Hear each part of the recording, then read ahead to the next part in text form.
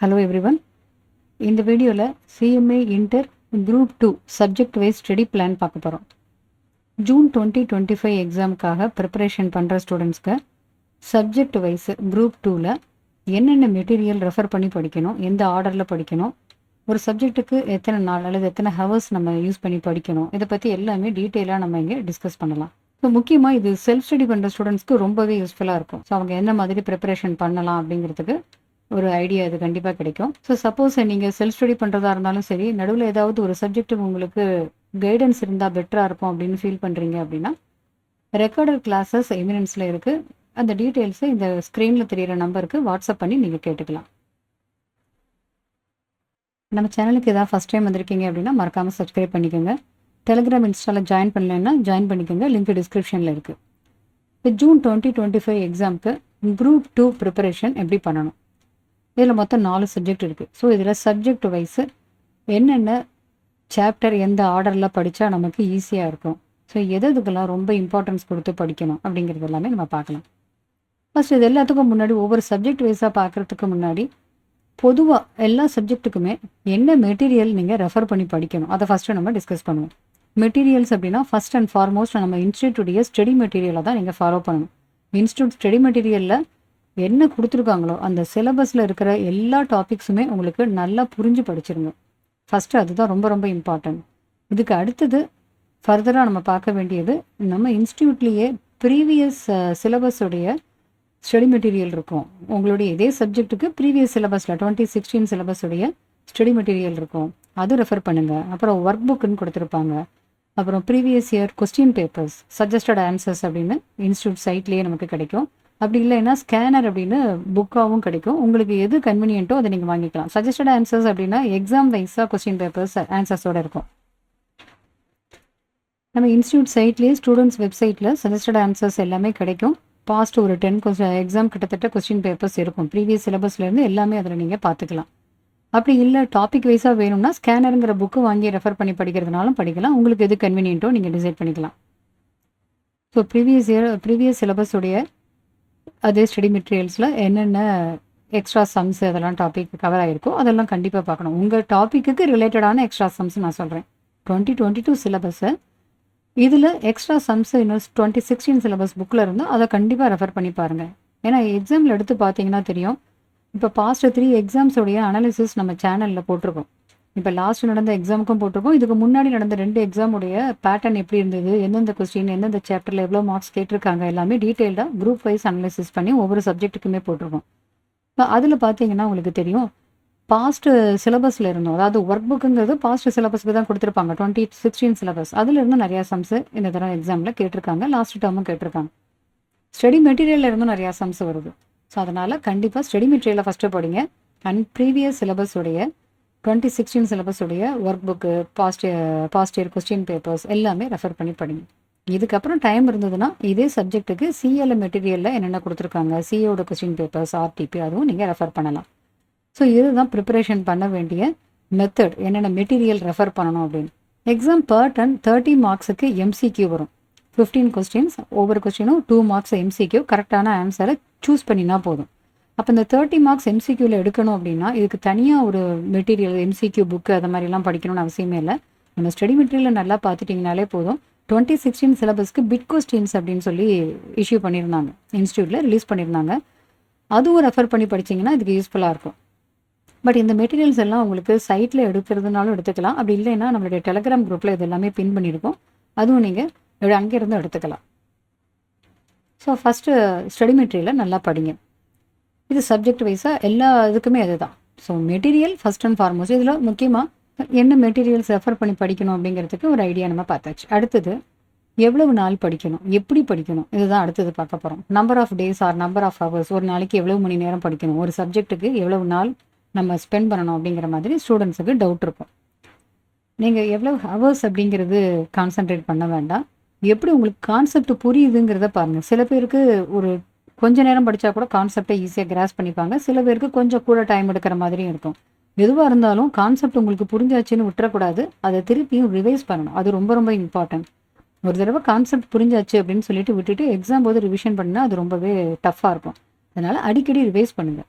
Weekly once நீங்கள் படித்தது எல்லாத்தையுமே எவ்ரி வீக் எண்டில் ரிவைஸ் பண்ணி பாருங்கள். படிக்கும்போதே முக்கியமான பாயிண்ட்ஸ் எல்லாத்தையுமே மார்க் பண்ணிக்கோங்க, அல்லது ஹைலைட் பண்ணுங்கள், அல்லது நோட்ஸாக எடுத்து நீங்கள் ப்ரிப்பேர் பண்ணி உங்களுக்கு புரிகிற மாதிரி எடுத்து வச்சுக்கோங்க. இதை அடிக்கடி நீங்கள் ரிவைஸ் பண்ணிக்கிட்டே இருந்தீங்கனாலே போதும், எக்ஸாமுக்கு ரிவிஷன் பண்ணலைன்னா கூட உங்களால் தைரியமாக போய் எழுத முடியும். ஸோ இப்போ நம்பர் ஆஃப் டேஸ், இப்போ நமக்கு எத்தனை மாதம் இருக்குது? February, March, April and May. So 4 months இருக்குது. இப்போ 4 சப்ஜெக்ட்டுக்கு 4 மந்த்ஸ் அப்படிங்கிற மாதிரி பிளான் பண்ணி படிக்கலாம். பட் அந்த 4 மந்த்ஸும் ஃபுல்லாகவே ஒரு சப்ஜெக்ட்டுக்குங்கிற மாதிரி ஸ்பெண்ட் பண்ணாமல் கொஞ்சம் டைமை வந்து ஷார்ட் பண்ணியே பிளான் பண்ணுங்கள். இப்போ 30 டேஸ் ஒரு சப்ஜெக்ட்டுக்குன்னு எடுக்கிறத விட ஒரு சப்ஜெக்ட்டுக்கு 25 டேஸ் அப்படின்னு ஆவரேஜாக எடுத்துக்கோங்க. அப்போ 25 டேஸில் ஒரு சப்ஜெக்ட் முடிக்கணும் அப்படிங்கும்போது நமக்கு ஒரு 100 டேஸில் முடிச்சிட முடியும். கொஞ்சம் டைம் எக்ஸ்டெண்ட் ஆனால் கூட ஒரு 10 டேஸ் அந்த மாதிரி போனாலும் பின்னாடி நமக்கு ரிவிஷனுக்கும் டைம் இருக்கும். அப்படி இல்லை நீங்கள் வந்து சிங்கிள் சப்ஜெக்டாக ஒவ்வொரு சப்ஜெக்டாக பிளான் பண்ணி படிக்கிறதா இருந்தால் இப்படி பண்ணலாம். அப்படி இல்லை நான் வந்து 2-3 சப்ஜெக்டாக சேர்ந்து படிக்கிறேன்னாலும் படிக்கலாம். அப்போ வந்து நீங்கள் காம்போவாக எடுக்கணும். காம்போவாக எடுக்கிறப்ப ஏதாவது 2 சப்ஜெக்ட் உங்களுக்கு ஈஸியாக இருக்கக்கூடிய ஒரு சப்ஜெக்டும் ஒரு டஃப்பான சப்ஜெக்ட்டுமா காம்போ எடுங்க. அப்போ உங்களுக்கு படிக்கும்போது ஈஸியான சப்ஜெக்டை ஜஸ்ட்டு ரிவைஸ் பண்ணுற மாதிரியோ, அல்லது ஏற்கனவே தெரிஞ்ச டாப்பிக்காக இருந்தால் ரிவைஸ் பண்ணுற மாதிரியோ, ரொம்ப ஈஸியாக நினைக்கிறது ஈஸியாக பிக்கப் பண்ணிக்க முடியும். கொஞ்சம் டஃப்பானதையும் சேர்ந்து படிக்கிறப்ப போர்ஷன் வந்து சீக்கிரமே கவர் ஆகிற மாதிரி இருக்கும் நமக்கு. ஸோ அந்த மாதிரி காம்போவாக எடுத்துக்கலாம். ஸோ இப்படி காம்போ அப்படிங்கிறப்ப இது என்னென்ன பேப்பர் இருக்குது? Paper 9 operation management, strategic management. Paper 10 paper 10ல் corporate accounting and auditing. So இது ரெண்டுலேயுமே பார்த்தீங்கன்னா ஒரு பார்ட்டு வந்து தியரி தான், ஃபுல் அண்ட் ஃபுல் தியரியாக தான் இருக்கும். ஆடிட்டிங், எஸ்எம் இதெல்லாமே தியரியாக தான் இருக்கும். ஸோ இப்போ இந்த 2 காம்போ எடுக்கலாம். அப்படி இல்லைன்னா மேனேஜ்மெண்ட் அக்கௌண்டிங், ஃபைனான்ஷியல் மேனேஜ்மெண்ட், இந்த 2 பேப்பர் இருக்குது. அப்போ பேப்பர் 9 பேப்பர் 11 அப்படி காம்போ எடுக்கலாம். அல்லது பேப்பர் 10 பேப்பர் 12, அல்லது paper 9 and paper 12, paper 10 and paper 11, அந்த மாதிரி எப்படி வேணாலும் உங்களுக்கு எது கன்வீனியண்ட்டாக இருக்கோ அதுக்கு ஏற்ற மாதிரி நீங்கள் காம்போவாக கூட எடுத்து படிக்கலாம். பட் ஒரு டைம் டேபிள் போட்டுக்கோங்க, இந்தந்த சாப்டர் இத்தனை நாளில் முடிக்கணும் அப்படிங்கிற மாதிரி டைம் ஒதுக்கிட்டு படிங்க. ஸோ உங்களுக்கு காலேஜோ அல்லது ஜாபோ வேறு ஏதாவது கமிட்மெண்ட் இருந்ததுன்னா அதில் இதுக்கு ஏற்ற மாதிரி டைமையும் நீங்கள் எக்ஸ்ட்ராவாக அதுக்கு ஏற்ற மாதிரி நீங்கள் தான் பிளான் பண்ணிக்கணும். எக்ஸாமுக்கு படித்ததோடு இல்லாமல் ரிவிஷனும் பண்ணிட்டு போகிற மாதிரி பிளான் பண்ணிக்கோங்க. ஈஸியாக எக்ஸாம் உங்களால் கிளியர் பண்ண முடியும். இப்போ பேப்பர் 9 பார்க்கலாம். Paper 9 operation management, strategic management. Operation management 60 மார்க்ஸும், ஸ்ட்ராட்டஜிக் மேனேஜ்மெண்ட் 40 மார்க்ஸுக்கும் இருக்கும். ஸோ இதில் எல்லாத்துலேயுமே எல்லா சப்ஜெக்ட்லேயுமே 30 மார்க்ஸுக்கு எம்சிக்கு, மீதி 70க்கு தான் டிஸ்கிரிப்டிவாக நான் ஆன்சர் நம்ம ப்ரெசென்ட் பண்ணணும். ஸோ அந்த 70 மார்க்ஸுக்குமே 7 கொஸ்டின்ஸ் கொடுத்து 5 கொஸ்டின்ஸ் வந்து எழுத சொல்லுவாங்க. 2 கொஸ்டின் சாய்ஸில் விட முடியும். ஸோ நிறைய ஸ்டூடெண்ட்ஸ் என்ன பண்ணுவாங்கன்னா 2 கொஸ்டின் சாய்ஸில் விடலாம்ல. ஸோ ஏதாவது ஒரு டாப்பிக்கை, ஒரு சாப்டரை நம்ம ஸ்கிப் பண்ணிடலாம். 1 or 2 சாப்டர்ஸை ஸ்கிப் பண்ணிட்டோம்னா சாய்ஸில் அதை நம்ம விட்டுறலாம் அப்படின்னு நினைப்பாங்க. அந்த மாதிரி செய்யவே கூடாது, அது அட்வைசபிள் கிடையாது. ஏன்னா அந்த 7 கொஸ்டின்லேயும் ஒரே கொஸ்டினாக இருக்கிறது ரேராக தான் இருக்கும். ஒரு கொஸ்டினுக்குள்ளேயே 2-3 சப்டிவிஷன் இருக்கும். இப்போ கொஸ்டினில் ஏபிசி அப்படின்னு இருக்கும்போது அந்த 3 கொஸ்டினும் சேர்த்து 14 மார்க்குக்கு இருக்கும். அந்த ஏபிசியில் ஏதாவது ஒன்று நீங்கள் ஸ்கிப் பண்ண டாப்பிக்காக இருந்ததுன்னா அப்போ அந்த கொஸ்டினில் டோட்டலாக 14 மார்க்ஸ் வராமல் போயிடும். அதனால் எல்லா டாப்பிக்குமே கவர் பண்ணிவிடுங்க. சிலபஸ் ஃபுல்லாகவே உங்களுக்கு நாலேஜ் இருக்கணும். But past year question papers எல்லாம் நீங்கள் திருப்பி ப்ராக்டிஸ் பண்ணுறப்போ ஆட்டோமேட்டிக்காக ரிப்பீட்டட் சாப்டர்ஸ் என்னவோ அதில் உங்களுக்கு ஒரு எக்ஸ்பீரியன்ஸு கூடுதலாகவே கிடைக்கும். எக்ஸாம் ஈஸியாக கிளியர் பண்ண முடியும். ஸோ இது பேப்பர் 9ல் operation management and strategic management ரெண்டுமே சேர்ந்து 100 மார்க்ஸு. பட் இதில் வந்து சாப்டர் வைஸுன்னு நம்ம பார்த்தோம்னா எந்த சாப்டர் வேணால் எந்த ஆர்டரில் வேணாலும் நீங்கள் படிக்கலாம். ஃபஸ்ட்டு இன்ட்ரோ, நார்மலாக இன்ட்ரோ அது என்னங்கிறத நீங்கள் ஒரு கிளான்ஸ் தெரிஞ்சுக்கிறதுக்காக பார்த்துக்கோங்க. அடுத்தது மாடியூல் 2ல் தியரியும் இருக்கும். இதில் ட்ரெண்ட் வேல்யூ செட் பண்ணுற மாதிரி கொஸ்டின் அடிக்கடி கேட்பாங்க. எக்கனாமிக் பேட்ச் குவான்டிட்டி இது ரிலேட்டடாகவும் கொஸ்டின்ஸ் அடிக்கடி வரும். இதில் ப்ராப்ளம்ஸுங்கிறப்ப அந்த மாதிரி கேட்குற கொஸ்டின்ஸ் எல்லாம் திருப்பி எப்படி கேட்குறாங்க அப்படிங்கிற மாதிரி நல்லா பார்த்துக்கோங்க. அதை தவிர தியரி படிக்கிறப்ப கீவேர்ட்ஸ் எல்லாத்தையும் மெயினாக ஹைலைட் பண்ணி அதை நோட்ஸாக எடுத்துக்கிட்டாலும் சரி, உங்களுக்கு புரிகிற மாதிரி அதை மார்க் பண்ணிக்கோங்க. அந்த கீவேர்ட்ஸை அடிக்கடி ரிவைஸ் பண்ணி பாருங்கள். எக்ஸாமில் நம்ம ப்ரிப்பரேஷன் பெஸ்ட்டாக இருந்ததுன்னா எக்ஸாமில் ப்ரெசன்டேஷன் நல்லாயிருக்கும். ப்ரெசன்டேஷன் பண்ணுறப்ப கீவேர்ட்ஸோட point by point theory answer எழுதணும். அலாங் வித் சைடு ஹெட்டிங்ஸ் அதெல்லாம் எங்கெங்கே தேவையோ எல்லாம் எழுதினீங்கன்னா தியரியிலையுமே ஃபுல் மார்க் நம்மளால் எடுக்க முடியும். இப்போ மாடியூல் 3ல் இது ஒரு சின்ன சாப்டர் தான். இதுவும் நீங்கள் நார்மலாக படிச்சுக்கலாம். நான் ஆரம்பத்திலே சொன்ன மாதிரி எந்த சாப்டரில் எப்படி வேணாலும் நம்ம மாற்றி படிச்சுக்கலாம். இதில் மாடியூல் 2ல் ஆல்ரெடி நான் சொன்ன மாதிரி ட்ரெண்ட் வேல்யூ ரிலேட்டடான கொஸ்டின், இஓக்யூ ரிலேட்டடான that is economic batch quantity ரிலேட்டடான கொஸ்டின்ஸ் கேட்பாங்க. அடுத்து மாடியூல் 4 ரொம்ப ரொம்ப இம்பார்ட்டன்ட். இதில் பார்த்தீங்கன்னா transportation, assignment, scheduling, simulation, line balancing, இது எல்லாமே இம்பார்ட்டண்ட்டான டாபிக். இதில் அடிக்கடி கொஸ்டின்ஸு ரிப்பீட் ஆகிட்டே இருக்கும். அண்டு லீனியர் ப்ரோக்ராமிங் ப்ராப்ளம் இது ரிலேட்டடாகவும் கொஸ்டின்ஸு கேட்பாங்க. ஸோ இது மாடியூல் 4ல் நிறையாவே டாபிக்ஸ் இருக்குது. இது எல்லாமே ஒன்று ஒன்று தனித்தனியான டாபிக்ஸ் தான். உங்களுக்கு எது கன்வீனியண்ட்டாக இருக்குமோ அதை ஃபஸ்ட்டு படிச்சுட்டு, இப்போ ஃபஸ்ட்டு டிரான்ஸ்போர்ட்டேஷன் படிக்கலாம், அடுத்து சிமுலேஷன் போகலாம், அதுக்கப்புறமா அசைன்மெண்ட் வரலாம், ஷெட்யூலிங் எடுத்ததுன்னு உங்களுக்கு ஏற்ற மாதிரி நீங்கள் எப்படி வேணாலும் மாற்றி மாற்றி படிச்சுக்கலாம். ஸோ உங்களுக்கு தொடர்ச்சியாக படிக்கிறது பிடிக்கும் அப்படின்னா அது கன்வீனியண்ட்டாக இருந்தால் அப்படி படிங்க. அப்படி இல்லை இதில் ஒரு சாப்டர் அதில் ஒரு சாப்டர் மாற்றி மாற்றி படிக்கிறது உங்களுக்கு கன்வீனியண்ட்டாக இருக்கும்னா அப்படியும் படிக்கலாம். நமக்கு போர்ஷன் ஈஸியாக கவர் ஆகும். ஸோ ஆர்டர் படி படிக்கணுங்கிற மாதிரி கம்பல்ஷன் எதுவுமே இந்த மாதிரி சப்ஜெக்டில் கிடையாது. அடுத்தது மாடியூல் 5. மாடியூல் 5ல் ஐஎஸ்ஓ, டிக்யூஎம் இது ரிலேட்டடான கொஸ்டின்ஸ் எல்லாம் நல்லா படிக்கணும்.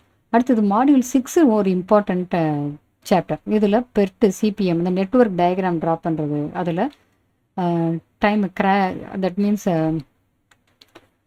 அதில் கிரிட்டிக்கல் பாத்து கண்டுபிடிக்கிற மாதிரி, அதை தவிர அந்த இயர்லியஸ்ட் ஸ்டார்ட் டைம் அல்லது ஃபினிஷ் டைம் அது மாதிரி, அப்புறம் ஸ்லாக் கண்டுபிடிக்கிறது, இது ரிலேட்டடாக கொஸ்டின்ஸ் எல்லாம் நிறையாவே கேட்பாங்க. அதெல்லாமே நல்லா பாருங்கள். இதெல்லாம் பாஸ்ட் இயர் கொஸ்டின் பேப்பர்ஸையும் சேர்த்து பார்த்துருங்க. பார்த்தீங்கன்னா உங்களுக்கு அந்த சப்ஜெக்டை படித்ததோட நிறைய ப்ராக்டிஸ் பண்ணின மாதிரியும் இருக்கும். எக்ஸாமுக்கும் ரொம்ப ஈஸியாக இருக்கும் ரிவிஷன் பண்ணுறப்ப. அடுத்தது இந்த break down, preventive maintenance, replacement of machine, இந்த டாப்பிக்கும் ரொம்ப ரொம்ப இம்பார்ட்டன்ட். இதில் இருந்தும் கண்டிப்பாக ஒவ்வொரு கொஸ்டின் பேப்பர்லையும் பார்த்தீங்கன்னா ஒரு கொஸ்டின் இருக்கும். இது இந்த நெட்வொர்க்கு, அசைன்மெண்ட் அல்லது டிரான்ஸ்போர்ட்டேஷன் அது ரிலேட்டடாக ஏதாவது ஒரு கொஸ்டின் இல்லாமல் இருக்கவே இருக்காது. ஸோ இதெல்லாம் ரொம்ப இம்பார்ட்டண்ட்டான டாபிக். இதெல்லாம் ஃபஸ்ட்டு கவர் பண்ணுறதுனாலும் பண்ணிவிடுங்க. பண்ணிவிட்டு சைடில் சின்ன சின்ன டாபிக்ஸ் அப்படியே கவர் பண்ணிகிட்டே வரலாம். அடுத்து ஸ்ட்ராட்டஜிக் மேனேஜ்மெண்ட்டில் ஃபுல் அண்ட் ஃபுல் தியரி தான். ஸோ இதில் அந்த தியரி டாபிக்ஸ் படிக்கிறப்ப நான் ஆல்ரெடி சொன்ன மாதிரி மெயின் பாயிண்ட்ஸ் எல்லாத்தையும் நல்லா புரிஞ்சு படிங்க. அதில் கீவேர்ட்ஸ் எல்லாம் ஹைலைட் பண்ணிவிட்டு அந்த கீவேர்ட்ஸ் எல்லாம் உங்கள் ஆன்சரில் இருக்கிற மாதிரி ப்ரெசன்டேஷன் கொடுக்கணும். பாஸ்ட் இயர் கொஸ்டின்ஸில் என்னென்ன கொஸ்டின்ஸ் எல்லாம் அடிக்கடி கேட்டிருக்காங்க அப்படின்னு பார்த்து அதுக்கு என்ன சஜஸ்டட் ஆன்சர் கொடுத்துருக்காங்க அதை பேஸ் பண்ணி நீங்கள் படிச்சிடலாம். எந்த சப்ஜெக்ட்டுமே இம்பார்ட்டன்ட் சாப்டர்ஸ், இம்பார்ட்டன்ட் கொஸ்டின்ஸ் அப்படிங்கிறதுக்கு மட்டும் கான்சன்ட்ரேட் பண்ணாதீங்க. ஃபஸ்ட்டு ஃபுல் சிலபஸ்மே படிச்சிருங்க. அதுக்கப்புறமா நம்ம பாஸ்ட் இயர் கொஸ்டின்ஸ் எடுத்து ரிவைஸ் பண்ணுறப்ப ஆட்டோமேட்டிக்காக நமக்கு அதில் ப்ராக்டிஸ் கூடுதலாக கிடைக்கும். ஸோ இதிலலாம் என்ன கொஸ்டின்ஸ் முன்னாடி கேட்டிருக்காங்க அப்படிங்கிறதும் ரிவைஸ் பண்ணிங்க. இப்போ இந்த ஒரு சாப்டர் எடுக்கிறீங்க, மாடியூல் 8 படிக்கிறீங்க அப்படின்னா இந்த ரிலேட்டடாக பாஸ்ட் இயர் கொஸ்டின் பேப்பர்ஸில், ஒர்க் புக்கில் என்னென்ன கொஸ்டின்ஸ் எல்லாம் கேட்டிருக்காங்க அப்படின்னு திருப்பி பார்த்து அதில் என்ன ஆன்சர் கொடுத்துருக்காங்கன்னு சஜஸ்டட் ஆன்சரில் பாருங்கள். அப்போ அது ரிவைஸ் பண்ண மாதிரி இருக்கும். பேலன்ஸ்டு ஸ்கோர் கார்டு, அப்புறம் பெஸ்டல், ஸ்வாட் அனலைசிஸ், பிசிஜி மேட்ரிக்ஸ், இந்த மாதிரி இதில் நிறையா டாபிக்ஸு ரிப்பீட்டடாகவே தான் வரும். பிஆர்பி, ஸோ இதில் கோல் கான்கிருவன்ஸ், இது எதுன்னு நம்ம சொல்ல முடியாது. ஒவ்வொரு எக்ஸாம்லையும் பார்க்குறப்ப வேறு டாப்பிக்கில் இருந்து வேறு கொஸ்டின்ஸ் கேட்டிருப்பாங்க. பட் மோரார்லெஸ் எல்லாமே இம்பார்ட்டண்ட்டாக தான் இருக்கும். அப்புறம் டிஜிட்டல் ஸ்ட்ராட்டஜி ரிலேட்டடாக இப்போ இந்த சிலபஸில் ஒரு மாடியூல் ஆட் பண்ணியிருக்காங்க. இதுலேருந்தும் கண்டிப்பாக ஒரு கொஸ்டின் கேட்குறாங்க. ஸோ இது ரிலேட்டடாகவும் நல்லா படிக்கணும். இப்போ இதில் ஒரு 25 days ஒரு சப்ஜெக்ட்டுக்கு ஆவரேஜாக எடுத்துக்கலாம் அப்படின்னு முதல்ல நம்ம ஆரம்பத்தில் சொன்னோம். அப்போ தான் பின்னாடி எக்ஸ்ட்ரா கூட டைம் எடுத்தால் கூட நம்மளால் எல்லாமே கவர் பண்ண முடியும் அப்படின்னு. ஸோ இப்போ இங்கே 25 days எடுக்கிறோம் அப்படின்னா ஒரு 15 days ஓஎம்க்கும் 10 days எஸ்எம்க்குங்கிற மாதிரி நம்ம பிளான் பண்ணிக்கலாம். ஏன்னா இது தியரி தானே எஸ்எம், அதனால் 10 days அப்படிங்கிற மாதிரி சொல்லலாம். ஸோ இது ஒரு ஜஸ்ட் ஐடியா தான். உங்களுக்கு எது கன்வீனியன்ட்டோ அதுக்கேற்ற மாதிரி நீங்கள் பார்க்கலாம். சரி, இப்போ பேப்பர் 9 பார்த்தாச்சு, எப்படி படிக்கணும்னு சொல்லிட்டு ஒரு ஐடியா பார்த்துட்டோம். அடுத்தது கார்பரேட் அக்கௌண்டிங் அண்ட் ஆடிட்டிங். இதில் corporate accounting full and full accounts ரிலேட்டடானது தான், கம்பெனி அக்கௌண்ட்ஸ் ரிலேட்டடாக பார்க்க போகிறோம். அடுத்தது ஆடிட்டிங்னா ஆடிட்டிங் ரிலேட்டடான தியரி தான். இது ஃபுல்லாகவே தியரியாக தான் இருக்கும். இது 50 marks, அது 50 marks இருக்கும். இப்போ கார்பரேட் அக்கௌண்டிங்கில் ஃபஸ்ட்டு மாடியூலில் இருந்தும் செகண்ட் மாடியூலில் இருந்தும் எல்லா மாடியூலில் இருந்தும் கண்டிப்பாக கொஸ்டின் கேட்குறாங்க. கேஷ் ஃப்ளோவில் பெரிய கொஸ்டின் கேட்கலாம், இல்லை சின்ன கொஸ்டின் கேட்கலாம். இந்த ஃபஸ்ட்டு சாப்டர்னு எடுக்கிறப்ப ஷேர்ஸ் இஷ்யூ பண்ணுறது, ஃபர்ஃபீச்சர் பண்ணுறது, இது ரிலேட்டடாக ஒரு ஜேர்னல் என்ட்ரிஸோ அல்லது ஒரு அக்கௌண்ட்டு லெஜர் அக்கௌண்ட் ப்ரிப்பேர் பண்ணுறதோ கேட்கலாம். அதே மாதிரி redemption of debentures, issue and redemption of debentures, redemption of preference, இது ரிலேட்டடாக லாஸ்ட் எக்ஸாமில் கூட கொஸ்டின் கேட்டிருந்தாங்க.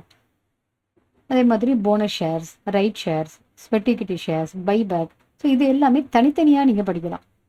ரைட் ஷேர்ஸு தனியாக ஒரு சின்ன டாபிக்னா அதை மட்டும் தனியாக ஒரு நாள் படிச்சுக்கலாம். நீங்கள் பைபேக் தனியாக படிக்கலாம். ஸோ இதுலேயுமே ஆர்டர் படின்னு எதுவும் கிடையாது. ஃபஸ்ட்டு இஷ்யூ அண்ட் ஃபர்ஃபீச்சர் மட்டும் என்னென்னு பார்த்துக்கிட்டோம்னா அதனோட நாலேஜ் என்னென்னு நமக்கு தெரிஞ்சிடும். ஷேர்ஸ்னால் அதுக்கு என்ன என்ட்ரி போடணும் அதெல்லாம் தெரிஞ்சிடும். அதுக்கப்புறம் ஒவ்வொரு டாப்பிக்கும் ஒவ்வொரு ஹெட்டிங்கும் நீங்கள் தனித்தனியாக மாற்றி மாற்றி படிக்கலாம். அண்டர் ரைட்டிங்கும் இம்பார்ட்டன்ட் தான்.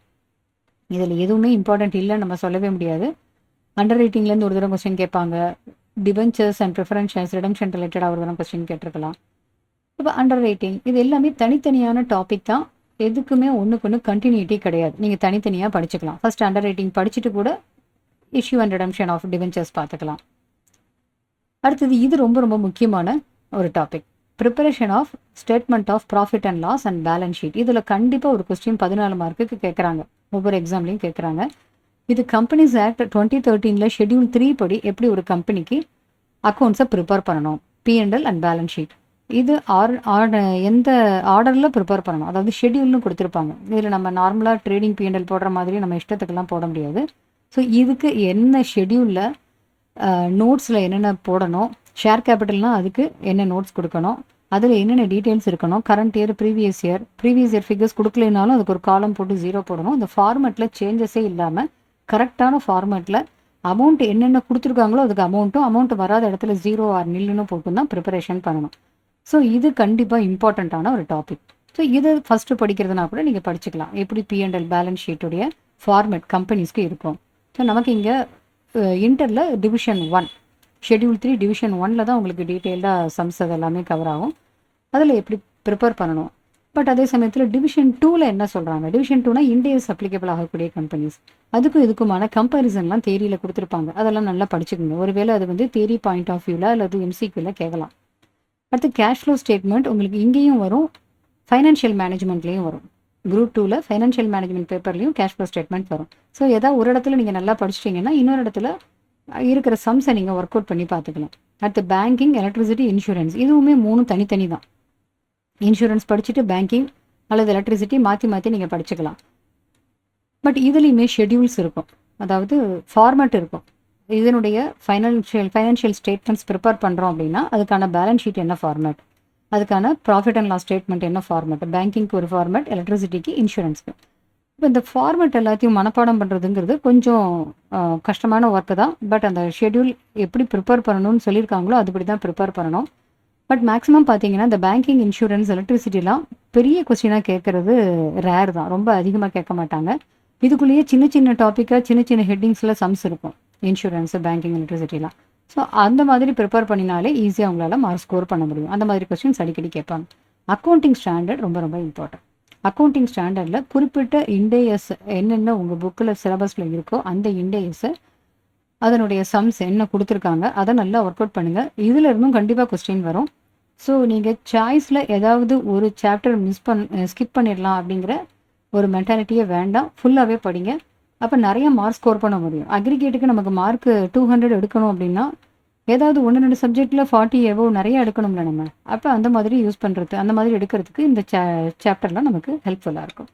அடுத்து ஆடிட்டிங்கில் அடிக்கடி ரிப்பீட் ஆகக்கூடிய டாபிக்ஸ் அப்படின்னு பார்த்தோம்னா கம்பெனி ரிலேட்டடாக என்னென்ன ப்ரொவிஷன்ஸ் இருக்குது ஆடிட்டருக்கு, ஸ்டாச்சுட்டரி ஆடிட், அந்த ஆடிட்டருடைய அப்பாயின்மெண்ட் எப்படி பண்ணுறாங்க, அவங்களுக்கு என்ன qualification, disqualification, appointment, resignation, rotation of auditors, அவங்களுக்கு ரெமுனரேஷன் என்ன, அவங்களுடைய டியூட்டிஸ் என்ன, அப்புறம் branch audit and joint audit இதனுடைய கம்பேரிசன், ஆடிட் கமிட்டினா என்ன, இது எல்லா டாப்பிக்குமே இம்பார்ட்டன்ட். பார்த்தீங்கன்னா தெரியும் உங்களுக்கு பாஸ்ட் கொஸ்டின் பேப்பர்ஸில் ஒவ்வொரு ஹெட்டிங்லேருந்து ஒவ்வொரு கொஸ்டின் கண்டிப்பாக கேட்டிருப்பாங்க. ஆனால் இந்த கம்பெனிஸ் ஆக்ட் ரிலேட்டடாக ஆடிட்டில் என்னென்ன ப்ரொவிஷன்ஸ் இருக்கோ அதை முதல்ல நல்லா படிங்க. பேசிக்காக ஆடிட்டிங்கை பற்றி தெரிஞ்சுக்கிறதுக்கு மாடியூல் 6. ஸோ ஆடிட்டிங்னா என்ன, அதில் ஆடிட்டிங் ஸ்டாண்டர்ட்ஸை பற்றி ஒரு இன்ட்ரடக்ஷன் கொடுத்துருப்பாங்க. இப்போ ஒருத்தர் ஆடிட்டரை அப்பாயிண்ட் பண்ணுறப்ப அவங்க என்ன செய்யணும், அவங்க எப்படி ஆடிட் ப்ரோக்ராம் ரெடி பண்ணணும், ஆடிட் டாக்குமெண்டேஷன் எப்படி அது எல்லாத்தையும் டாக்குமெண்டேஷன் ரெடி பண்ணி வச்சுக்கணும், என்னென்ன ஒர்க்கிங் பேப்பர்ஸ் வச்சுக்கணும், எவிடன்ஸ் எப்படி கலெக்ட் பண்ணணும். ஸோ இது ரிலேட்டடாக எல்லாமே ஃபஸ்ட்டு வரும். இதில் இன்னொன்று முக்கியமானது இன்டர்னல் செக்கு, இன்டர்னல் கண்ட்ரோல், இன்டர்னல் ஆடிட். இந்த 3 கம்பேர் பண்ணியோ அல்லது இந்த 3லேருந்து ஏதாவது ஒன்று ரிலேட்டடாகவோ கண்டிப்பாக ஒரு கொஸ்டின் ஒவ்வொரு கொஸ்டின் பேப்பர்லேயுமே இருக்கும். அதே மாதிரி ஆடிட் சாம்பிளிங் ரிலேட்டடாக இது எல்லாமே இம்பார்ட்டண்ட்டான டாபிக் தான். ஸோ இது பேசிக் கான்செப்ட்ஸ் ஆஃப் ஆடிட்டிங் முதல்ல நீங்கள் படிச்சுக்கிட்டிங்கன்னா அதுக்கப்புறமா கம்பெனிஸ் ஆக்டில் ஆடிட்டருடைய அப்பாயின்மெண்ட் ரிலேட்டடாக அவங்களுடைய rights, duties, liabilities, branch audit, joint audit இந்த மாதிரி சொல்கிறது எல்லாத்தையும் படிக்கலாம். அடுத்து காஸ்ட் ஆடிட்னா என்ன, டைப்ஸ் ஆஃப் ஆடிட்டில் காஸ்ட் ஆடிட், செக்ரட்டரியல் ஆடிட், இது யார் பண்ணணும், எப்போ பண்ணணும், அந்த பாயிண்ட் எல்லாம் இதில் சொல்லியிருப்பாங்க. இதை தவிர ஃபைனான்ஷியல் ஸ்டேட்மெண்ட்ஸில் இருக்கக்கூடிய ஒவ்வொரு ஐட்டமையும் எப்படி ஆடிட் பார்க்கணும், இதெல்லாம் ரொம்ப கதை மாதிரி இருக்கும். அழகாக நீங்கள் படிக்கலாம். படிச்சுட்டு அந்த பாயிண்ட்ஸ் எல்லாத்தையும் மைண்டில் வச்சுட்டு நீங்களே சொல்லி பார்க்கலாம், என்னென்ன பாயிண்ட்ஸ் எல்லாம் என்னென்னலாம் ஆடிட்டர் பண்ணணும் அப்படிங்கிறது. அடுத்தது இது ஒரு இம்பார்ட்டன்ட் டாபிக். ஆடிட் ரிப்போர்ட்டுக்கும் ஆடிட் சர்டிஃபிகேட்டுக்கும் உள்ள டிஃபரன்ஸ். ரிப்போர்ட்னா என்ன, சர்டிஃபிகேட்னா என்ன. கேரோங்கிறது இங்கே ரிப்போர்ட் ரிலேட்டடாக கேரோ சேர்த்து கொடுத்துருப்பாங்க. எதுக்கெல்லாம் CARO applicable. Company auditors report order, இதில் என்னென்ன கண்டென்ட்ஸ், இது எந்தெந்த கம்பெனிஸ்க்கு அப்ளிகபிள் ஆகும், அந்த ரிப்போர்ட்டில் என்னென்ன கண்டென்ட்ஸ் இருக்கணும் ஆடிட்டர் ரிப்போர்ட்டில். ஸோ குவாலிஃபைடு ஆடிட்டர் ரிப்போர்ட்னா என்ன, ஸோ அந்த பாயிண்ட் எல்லாமே இதில் இம்பார்ட்டண்ட்டாக படிக்கணும். அடுத்தது என்எஃப்ஆர்ஏல இப்போ லாஸ்ட் எக்ஸாம்பிள் கூட ஒரு கொஸ்டின் கேட்டிருந்தாங்கன்னு நினைக்கிறேன். ஸோ இதெல்லாம் இம்பார்ட்டண்ட்டான டாபிக். இப்போ இதெல்லாமே நீங்கள் படிக்கிறப்ப ப்ராக்டிக்கலாக சொல்லி பாருங்கள். ஃபைனான்ஷியல் ஸ்டேட்மெண்ட்ஸில் ஒவ்வொரு ஐட்டமும் இருக்குது. முக்கியமாக அதில் என்ன சொல்கிறாங்க, இன்வென்ட்ரி, ஸ்டாக்கு, ப்ராப்பர்ட்டி பிளான்ட் எக்யூப்மெண்ட்னா ஃபிக்ஸட் அசெட்ஸ்னு சொல்லலாம். இதில் முக்கியமான ஒரு special emphasis and audit of inventory and பிபிஇன்னு சொல்கிறாங்க. பட் எல்லா ஐட்டம்ஸுமே இதில் கொடுத்துருப்பாங்க. ஃபைனான்ஷியல் ஸ்டேட்மெண்ட்டில் இருக்கிற ஒவ்வொரு ஐட்டமும் ஒரு ஆடிட்டர் எப்படி ஆடிட் பார்க்கணும் அப்படிங்கிறது. அதை நீங்கள் ப்ராக்டிக்கலாக சொல்லி பாருங்கள். ஒரு தடவை படிச்சுட்டு என்னென்ன பண்ணலாம் அப்படின்னு சொல்லி பாருங்கள், ஈஸியாக இருக்கும். அடுத்தது இதில் இருந்தும் கண்டிப்பாக ஒரு கொஸ்டின் கேட்பாங்க. ஒவ்வொரு டைப் ஆஃப் அண்டர்டேக்கிங்லேயும் எப்படி ஆடிட் பார்க்கணும், எஜுகேஷன் இன்ஸ்டிடியூஷனுக்கு ஆடிட் எப்படி பார்க்கணும், ஹெல்த் ஆர்கனைசேஷன், பேங்க்கு, கோஆப்ரேட்டிவ் செக்டார், இந்த மாதிரி ஒவ்வொரு ஹெட்டிங்லேயும் கொடுத்துருப்பாங்க. இதுவுமே படிக்கலாம். ஸோ இப்போ இது பார்க்கும்போதே நமக்கு தெரியும், இந்த கம்பெனிஸ் ஆக்டில் ஆடிட் ப்ரொவிஷன்ஸ் அப்படிங்கிறது ரொம்ப ரொம்ப இம்பார்ட்டன்ட் இதில். பட் ஆர்டர் வைஸ்ன்னு நமக்கு எதுவுமே கிடையாது. எந்த ஆர்டரில் வேணாலும் நம்ம படிச்சுக்கலாம். தொடர்ச்சியாக இப்படி தான் படிக்கணும்னு இல்லை. ஸோ உங்களுக்கு கன்வீனியண்ட்டாக இருக்கிற மாதிரி இதனுடைய ஆர்டரை நீங்கள் சேஞ்ச் பண்ணி ஈஸியாக அந்த போர்ஷனை கவர் பண்ணிடலாம். ஸோ இங்கேயுமே கம்பெனி அக்கௌண்ட்ஸ் அண்ட் ஆடிட்டும் ஆவரேஜாக ஒரு 25 days அப்படின்னு எடுக்கும்போது ஆடிட்டிங்க்கு மோராலஸ் 10 days இஸ் எனஃப். அது மட்டுமே நம்ம படித்தோம்னா. பட் நீங்கள் காம்போவாக எடுக்கிறப்ப உங்களுக்கு ஏற்ற மாதிரி அதை பிளானை சேஞ்ச் பண்ணிக்கலாம். அடுத்தது paper number 11, financial management and business data analytics. Financial management 80 marksம் பிஸ்னஸ் டேட்டா அனலிட்டிக்ஸ் 20 marksம் கவர் ஆகும். இதில் ஃபைனான்ஷியல் மேனேஜ்மெண்ட்டை பற்றி ஃபண்டமெண்டல்ஸ், இது ஃபஸ்ட்டு டாபிக். இதில் ரொம்ப சம் இருக்காது, சின்ன சின்ன சம்ஸும் இருக்கும். But objectives of financial management அது அடிக்கடி கேட்பாங்க. அண்ட் ரிஸ்க் அண்ட் ரிட்டர்ன் ரிலேட்டடாக. அண்ட் ஃபைனான்ஷியல் மார்க்கெட், அதில் ஃபைனான்ஷியல் மார்க்கெட்டில் இன்ஸ்டிடியூஷன்ஸ் அண்ட் இன்ஸ்ட்ருமெண்ட்ஸ், இது ரொம்ப இம்பார்ட்டன்ட். இது எல்லாமே தியரி டாப்பிக்காக தான் ஆகும். மாடியூல் 1ல் கொஞ்சம் சம்ஸும் வரும். But module 2 full and full theory தான் வரும். இந்த 2 டாப்பிக்கும் உங்களுக்கு ஃபஸ்ட்டு கவர் பண்ணிக்கிறதுனா பண்ணிக்கலாம். அல்லது first fundamentals of financial management படிச்சுட்டு அடுத்தது நீங்கள் ஏதாவது ஒரு ப்ராப்ளம் இருக்கக்கூடிய மாடியூலோடு சேர்த்து தியரியும் கம்பைன் பண்ணியும் படிக்கலாம். இப்போ மாடியூல் 3 பார்த்தோம்னா இந்த 4ல், அதாவது fund flow, cash flow, ratio, comparative common size, இந்த 4லேருந்து கண்டிப்பாக ஏதாவது 2 கொஸ்டினாவது வருது. ஒரு தடவை காமன் சைஸ் கேட்குறாங்க, அப்படி இல்லைனா ஒரு தடவை கம்பேரிட்டிவ் கேட்குறாங்க, ரேஷியோ அனாலிசிஸ் கேட்குறாங்க, இல்லைனா கேஷ் ஃப்ளோ அல்லது ஃபண்ட் ஃப்ளோ. ஸோ இந்த 4மே இம்பார்ட்டன்ட் தான். பட் இங்கே 22 சிலபஸில் புக்கில் இருக்கிற சம்ஸை விட 2016 சிலபஸில் சம்ஸ் கொஞ்சம் கூடவே இருக்கும். நான் சொல்கிறது எல்லா சப்ஜெக்ட்டுக்குமே சொல்கிறேன். ஸோ 22 சிலபஸில் சில சம்ஸ் கூடுதலாக இருக்கலாம், அது புதுசாக இருக்கலாம். 2016 வேறு மாதிரி சம்ஸ் இருக்கலாம். இருந்தாலும் 2மே கவர் பண்ணி படிங்க. அது எக்ஸாமுக்கு உங்களுக்கு ரொம்ப யூஸ்ஃபுல்லாக இருக்கும். அடுத்தது காஸ்ட் ஆஃப் கேபிட்டல், இது ரொம்ப இம்பார்ட்டன்ட் டாபிக். இதில் ஒரு கொஸ்டின் இல்லாமல் இருக்கவே இருக்காது. Weighted average cost of capital கண்டுபிடிக்கிற கொஸ்டின் எல்லா கொஸ்டின் பேப்பர்லேயுமே இருக்கும். உங்களுக்கு பார்த்தா தெரியும். புக் வேல்யூவை வச்சு அல்லது மார்க்கெட் வெயிட்டை வச்சு கண்டுபிடிக்கிற மாதிரி. இதை தவிர தனித்தனியாக காஸ்ட் ஆஃப் கேபிட்டல் கண்டுபிடிக்கிற மாதிரி, cost of equity, cost of டெப்ட், cost of preference, cost of retained earnings. So இந்த டாபிக் இம்பார்ட்டன்ட். ஸோ இதை படிக்கும்போதே என்னென்ன எப்படி படிக்கணும் அப்படிங்கிறது இப்போ நான் சொன்ன மாதிரி புரிஞ்சுட்டு படிங்க. இது இம்பார்ட்டண்ட்டான டாபிக். அடுத்தது கேபிட்டல் பட்ஜெட்டிங். இதில் இருந்தும் கண்டிப்பாக ஒரு கொஸ்டின் வரும். இதில் ஒரு பெரிய கொஸ்டின் அப்படின்னு பார்த்தோம்னா என்பிவி வச்சு ஒரு கொஸ்டின் கேட்பாங்க. நெட் ப்ரெசென்ட் வேல்யூவை பேஸ் பண்ணி கேபிட்டல் பட்ஜெட்டிங் பண்ணுறது ஒரு பெரிய கொஸ்டினாக வரும். அதை தவிர சின்ன சின்ன கொஸ்டின் கேட்குறதா இருந்ததுன்னா நான் டிஸ்கவுண்டட் கேஷ் ஃப்ளோ மெத்தட்ஸ்னு இருக்கும். இந்த மெத்தடெல்லாம் ரொம்ப இம்பார்ட்டன்ட். இதெல்லாமே படிங்க. ஸோ இதை படிக்கும்போதே இந்த சின்ன சின்ன டாப்பிக்லாம் சைடில் படிச்சுட்டே வாங்க. இதெல்லாம் சம்ஸாக இருக்கும். சம்ஸை ஒர்க் அவுட் பண்ணிக்கிட்டே அதோட இருக்கிற தியரியை மறக்காமல் படிச்சிருங்க. தியரிங்கிறது அது தியரி பார்ட்டுக்கு மட்டும் கிடையாது, எம்சிக்யூக்கும் அதுதான் நமக்கு ஹெல்ப்ஃபுல்லாக இருக்கும். அடுத்து ஒர்க்கிங் கேபிட்டல் மேனேஜ்மெண்ட், இதில் இருந்தும் கண்டிப்பாக ஒரு கொஸ்டின் வரும். ஸோ எல்லா டாப்பிக்ல இருந்துமே ஏதாவது ஒரு கொஸ்டின் கண்டிப்பாக நமக்கு வரும். இப்போ ஒர்க்கிங் கேபிட்டல் மேனேஜ்மெண்ட்டில் அடிக்கடி அவங்க ரிப்பீட்டடாக கேட்குறது என்ன அப்படின்னு பார்த்தோம்னா ரிசீவபிள் மேனேஜ்மெண்ட்லேருந்து கேட்பாங்க. ஒர்க்கிங் கேபிட்டல் ரெக்குயர்மெண்ட் எப்படி கண்டுபிடிக்கிறது, எவ்வளவு ஒர்க்கிங் கேபிட்டல் அமௌண்ட்டு ரெக்குயர்மெண்ட் எவ்வளவு, அல்லது ஆப்பரேட்டிங் சைக்கிள் எவ்வளவு, அதுக்கான ஃபைனான்ஸ் எப்படி பண்ணணும், இன்வென்ட்ரி மேனேஜ்மெண்ட்டுமே சமயத்தில் கேட்குறாங்க. பேயபிள் மேனேஜ்மெண்ட் ரொம்ப சின்ன டாப்பிக்காக இருக்கும். அது மாதிரி கேஷ் மேனேஜ்மெண்ட்டில் இருந்தும் கேட்கலாம். ஸோ இதெல்லாமே ஒவ்வொரு ஹெட்டிங்குமே எதுலேயுமே நான் சொல்கிறபடி பார்த்தீங்கன்னா ஒரு மாடியூலுக்குள்ளே இருக்கக்கூடிய 5-6 டாப்பிக்குமே வேறு வேறு தான். ஸோ ஒன்று படிக்கும்போது இன்னொன்று மாற்றி நம்ம கம்பைன் பண்ணியும் படிச்சுக்கலாம், ஆர்டர் படி படிக்கணுங்கிறதுல. அடுத்து ஃபைனான்சிங் டெசிஷன்ஸ். இதில் கேபிட்டல் ஸ்ட்ரக்சர் எப்படி இருக்கணும், இதில் கேபிட்டல் ஸ்ட்ரக்சரில் NI approach, NOI approach, MM அப்ரோச்லாம் இருக்கும். அதெல்லாம் ரிப்பீட்டடாக வரக்கூடிய ஒரு டாபிக் அதெல்லாம். அடுத்து லிவரேஜும் இம்பார்ட்டன்ட் தான். Financial, operating leverage, combine leverage.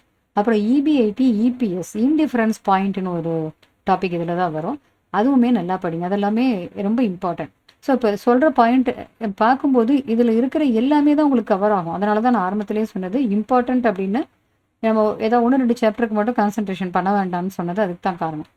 ஏன்னா ஒரு மாடியூலுங்கிறப்ப அதில் ஒரு 6 ஹெட்டிங் இருக்குன்னா ஏதாவது 2 ஹெட்டிங் இந்த எக்ஸாமில், இன்னொரு 2 ஹெட்டிங் வேறு எக்ஸாமில் மாற்றி கேட்பாங்க. அதனால தான் எல்லா டாப்பிக்குமே கவர் பண்ணுங்கன்னு சொல்கிறது. எல்லா மாடியூல்ஸுமே உங்களுக்கு நாலேஜ் இருக்கணும். டிவிடெண்ட் டிசிஷன் அதில் டிவிடெண்ட் தியரிங்கிறதும் வால்டர் தியரி அடிக்கடி கேட்பாங்க. ஸோ அந்த தியரியில் என்ன சொல்லியிருக்காங்க, கேபிட்டல் ஸ்ட்ரக்சர் நடத்தோம்னா அதில் என்னென்ன தியரி வருது, அந்த தியரியில் என்னென்ன சொல்லியிருக்காங்க. இதில் ஒருவேளை தியரி கொஸ்டினாக அதை கேட்டால் கூட எழுதுறதுக்கு ரெடியாக இருக்கும். தியரி கொஸ்டின்ங்கிறது பெரிய கொஸ்டினாக கேட்காம சமயத்தில் ஒரு சின்ன கொஸ்டினாக ஒரு 1 மார்க் 2 மார்க்குக்கு ரைட் எனி 2 டிஃபரன்ஸ் பிட்வீன், அல்லது ஏதாவது 2 பாயிண்ட்டு சொல்லுங்கள், அந்த மாதிரி கூட கொஸ்டின் கேட்பாங்க. அப்படிலாம் கேட்குறப்ப இந்த கான்செப்ட் உங்களுக்கு நல்லா தெரிஞ்சிருந்ததுன்னா அந்த 1 மார்க் அல்லது 2 மார்க்குங்கிறது ஈஸியாக ஸ்கோர் பண்ணிடலாம். ஒரு பெரிய சம்மை எழுதி அது ஃபுல்லாக எழுத முடியல, அது ஒரு 7 மார்க் சம்மு, அதில் ஒரு பாதி சம் செஞ்சுருக்கோம்னா ஷுவராக பாதி மார்க் வரும் நம்ம சொல்ல முடியாது. பட் இந்த மாதிரி தியரி கொஸ்டினில் சின்ன கொஸ்டினாக கேட்கும்போது அதுக்கு கான்செப்ட் நல்லா தெரிஞ்சதுன்னா நம்ம ஈஸியாக மார்க் ஸ்கோர் பண்ண முடியும். அடுத்து business data analytics full and full theory தான்.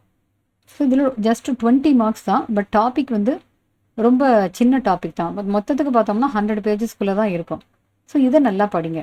இதில் அடிக்கடி அவங்க என்ன கொஸ்டின் இந்த லாஸ்ட் 3 எக்ஸாமில் கேட்டிருக்காங்க அப்படிங்கிறத பார்த்துட்டு அதில் மட்டும் கான்சென்ட்ரேட் பண்ணாதீங்க. அதோட கூடுதலாக இது ஃபுல்லாகவே படிச்சிருங்க. படிச்சிங்கன்னா என்ன கொஸ்டின் கேட்டாலும் நம்ம ஈஸியாக எழுத முடியும். இதில் 20 மார்க்ஸை ஷுவராக எடுத்துட முடியும்.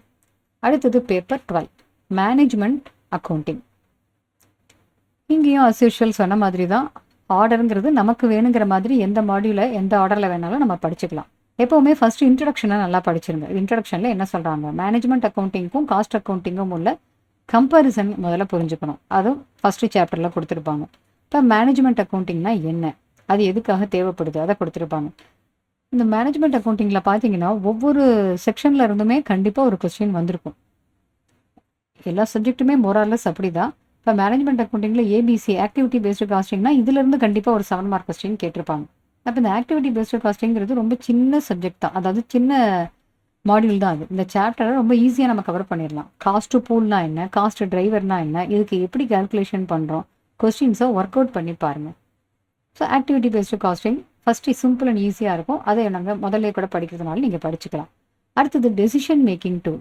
இது நீங்கள் குரூப் 1 ஆல்ரெடி படிச்சிருந்தீங்கன்னா ரொம்ப ஈஸியாகவே இருக்கும். மார்ஜினல் காஸ்டிங் குரூப் 1ல் கவர் பண்ணியிருப்பீங்க.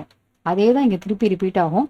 ஏன்னா இங்கே அப்ளிகேஷன்ஸ் ஆஃப் மார்ஜினல் காஸ்டிங் அப்படிங்கும்போது இங்கே கொஞ்சம் சம்ஸ் கொஞ்சம் டிஃப்ரெண்ட்டாக கொடுத்துருப்பாங்களே தவிர கான்செப்ட் சேம் தான். மார்ஜினல் காஸ்டிங் இன்டரில் என்ன, தட் இஸ் குரூப் 1ல் என்ன படிச்சிங்களோ அதே தான் இங்கேயுமே வரும். ட்ரான்ஸ்ஃபர் ப்ரைஸிங் இதில் இந்த சப்ஜெக்டில் மட்டும் இருக்கக்கூடிய ஒரு topic. But marginal costing cost அக்கௌண்டிங்கில் படிச்சிருப்பீங்க குரூப் 1ல், அதே தான் இங்கே ரிப்பீட் ஆகும். பட் ஒவ்வொரு டிசிஷனும் எப்படி நம்ம எடுக்கிறோம், ஷார்ட் டேர்ம் டிசிஷன் மேக்கிங்கில் மார்ஜினல் காஸ்டிங் எப்படி அப்ளை பண்ணுறோம் அப்படிங்கிற மாதிரி சம் கொடுத்துருப்பாங்க. ட்ரான்ஸ்ஃபர் ப்ரைஸிங்னா ஒரே ஆர்கனைசேஷனுக்குள்ளே வேறு வேறு யூனிட் இருக்குது அப்படின்னா அதுக்குள்ளேயே ட்ரான்ஸ்ஃபர் பண்ணுறப்ப என்ன ப்ரைஸ் ஃபிக்ஸ் பண்ணணும். ஸோ அந்த ப்ரைஸை காஸ்ட்டை பேஸ் பண்ணியா வேறு எதை பேஸ் பண்ணி பண்ணுறாங்க, இது தியரிலையும் கேட்பாங்க. இந்த ட்ரான்ஸ்ஃபர் ப்ரைஸிங் ரிலேட்டடான சம்ஸு இதுக்கெல்லாம் நான் ஆல்ரெடி சொன்ன மாதிரி 2016 சிலபஸுடைய ஸ்டடி மெட்டீரியலை பாருங்கள், அதில் நிறையாவே சம்ஸ் இருக்கும். அடுத்து ஸ்டாண்டர்ட் காஸ்டிங்கில் மெட்டீரியல் அண்ட் லேபர் ஏற்கனவே பேப்பர் 8 குரூப் 1 காஸ்ட் அக்கௌண்டிங்கில் கவர் பண்ணியிருப்பீங்க. Variable overhead, fixed overhead variance, sales variance, interpretation of variances இதெல்லாமே இதில் அடிஷனலாக இந்த சப்ஜெக்டில் படிப்பீங்க. But material and labour variance ஏற்கனவே குரூப் 1ல் காஸ்ட் அக்கௌண்டிங்கில் கவர் ஆகிருக்கும். ஸோ இப்போ அப்படி பார்க்குறப்ப குரூப் ஒன்னில் நீங்கள் இதெல்லாமே படிச்சிருந்தீங்கன்னா ஈஸியாக இருக்கும். சப்போஸ் இப்போ குரூப் 2 தான் ஃபஸ்ட்டு படிக்கிறீங்கன்னா குரூப் 1க்கு இது ரொம்ப யூஸ்ஃபுல்லாக இருக்கும். இப்போ படிக்கிறது குரூப் 1க்கு யூஸ்ஃபுல்லாக இருக்கும். அடுத்தது ஃபோர்காஸ்டிங் பட்ஜெட்டிங்கும் குரூப் 1 பேப்பர் 8 காஸ்டிங்கில் கவர் ஆகக்கூடிய அதே டாபிக் தான். இதில் பட்ஜெட் ரிலேட்டட் இங்கே வேரியன்சஸ் இது முக்கியமாக சொல்லணும். ஸ்டாண்டர்ட் காஸ்டிங்கில் வேரியன்சஸ் படிக்கிறப்ப ஃபார்முலாஸ் இருக்கும்.